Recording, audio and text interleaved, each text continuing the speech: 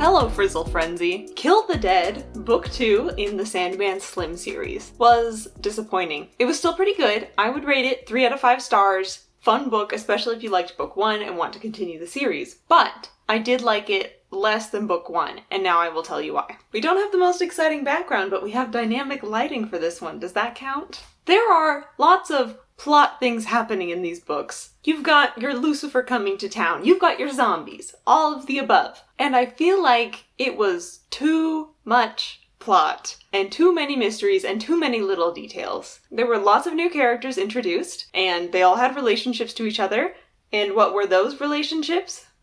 They were something. And maybe this book was trying to invite me to read with a closer lens and take good notes on who the characters were, etc.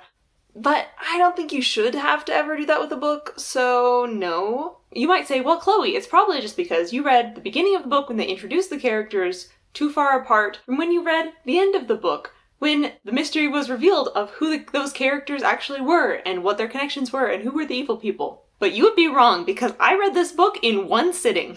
There was no way I could have had less time gap between the beginning and the ending of this book, and even with those few short, fun hours, I could not follow all the plot threads. The characters are still fantastic, the world is still fun, and yet, the mystery was overburdened by itself. It wasn't given enough room to really set the stage and help us understand what was going on. But now we'll get into the things I really did love about this book, because I did say I finished it all in one sitting. You know I was motivated to read this one. In this book, our main character and local anti-hero Stark gets a new kind of girlfriend named Brigitte. Brigitte is an interesting character in herself. She's both a porn star and a professional zombie hunter. So, she's got the range. And you would think that this might be the perfect woman for our incredibly violent and sometimes lacking in social skills Sandman Slim Stark. But it turns out it's not to be. Because despite her zombie killerness awesome fighting skills, she's still a little bit too freaked out by how violent Stark is, by how monstrous his life can sometimes be. And she taps out and says no, which is a very good life decision for her.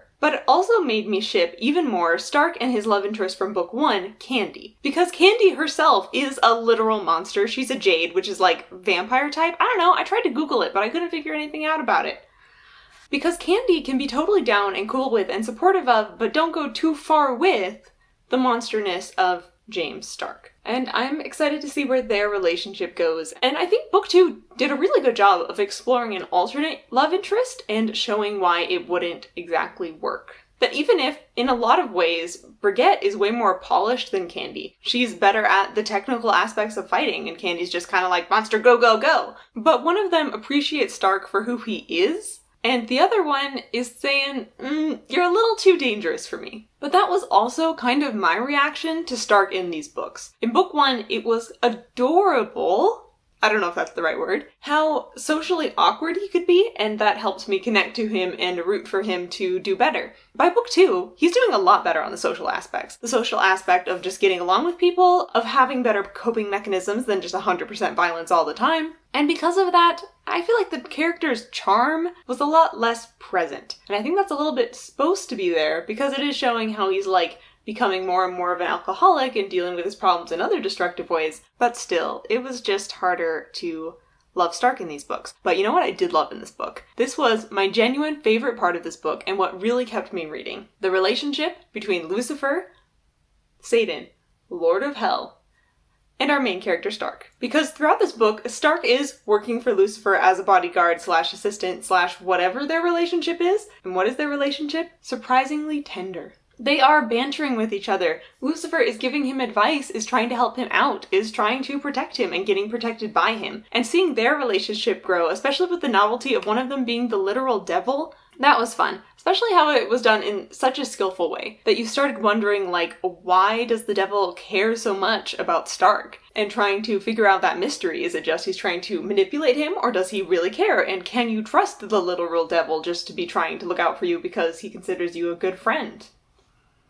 If you made it to the end of the video, comment with a zombie emoji and let me know, what did you think of this book? Thanks for watching!